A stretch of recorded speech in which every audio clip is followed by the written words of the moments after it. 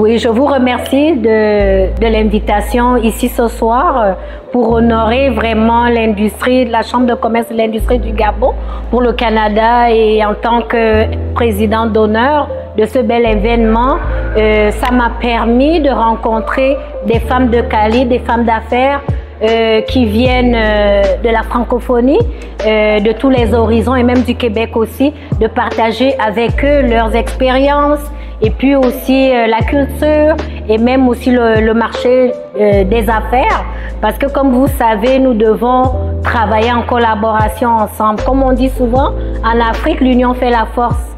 Un seul doigt ne peut pas laver toute la figure. Donc c'est dans ce sens-là, moi, en tant que Gabono-canadienne et Drummondvilloise, parce que quand je suis arrivée ici, j'ai atterri à Drummondville dans une famille québécoise, Marcel et Cécile Bédard, que je tenais aussi à honorer. Et puis c'est grâce à eux que je suis devenue la femme que je suis aujourd'hui, parce que j'ai un background vraiment très intéressant et j'ai aussi une ONG qui milite en Afrique francophone qui s'appelle Espoir V Femmes Éducation.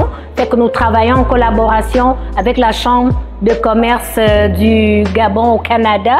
Je trouve que c'est un bel maillage, parce que comme on dit, les maillages des femmes d'ici et d'ailleurs, c'est très important, parce que nous avons vu la jeune Chambre de commerce aussi du Sénégal, de l'Algérie, de la Tunisie, du Maroc, vraiment mettre tout ce mêle-pot, toutes ces femmes rayonnantes ensemble. Ça ne peut que prendre quelque chose de positif, parce que nous voulons vraiment continuer, persévérer dans cette foulée élancée pour pouvoir, nous sommes ici pour en fait jumeler le Canada et l'Afrique, parce que je trouve ça très important. Il y a d'autres pays qui sont en Afrique, la Russie, la Chine, la France et j'en passe. Pourquoi pas notre pays, le Canada? Nous sommes quand même la voix du Canada, de l'Afrique ici au Canada, fait que c'est la raison pour laquelle j'y crois.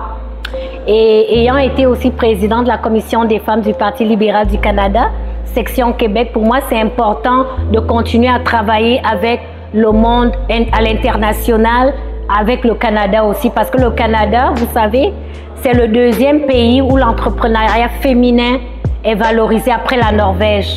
Donc, avec le côté diversité du Canada, je pense que c'est une force, comme le disait l'ancien premier ministre du Canada, Justin Trudeau, que on est plus gagnant de travailler avec, quand on a une équipe féminine, dans une équipe, que ce soit politique ou n'importe quelle équipe entrepreneuriat, c'est le pays qui gagne et puis c'est vraiment la société qui sort grandissant.